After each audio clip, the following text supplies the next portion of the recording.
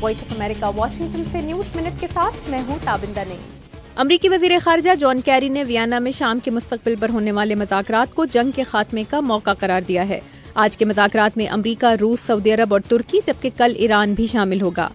चीन की हुक्मरान कम्युनिस्ट पार्टी ने एक बच्चा फी घराना की पॉलिसी खत्म करने का फैसला किया है। अब हर घराने को 2 बच्चों की इजाजत होगी।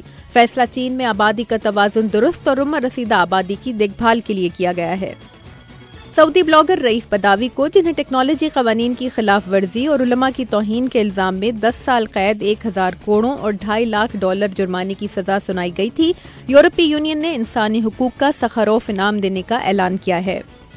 अमरीका के सदारती इंतखाब 2016 के मुमकिना रिपब्लिकन उम्मीदवार का फैसला करने के लिए होने वाले तीसरे मुबाहिसे में 10 उम्मीदवारों ने हिस्सा लिया। रियासत फ्लोरिडा के साबिक गवर्नर जेब बुश और सेनेटर मार्को रूबियो की कारकर्दगी नुमाया रही।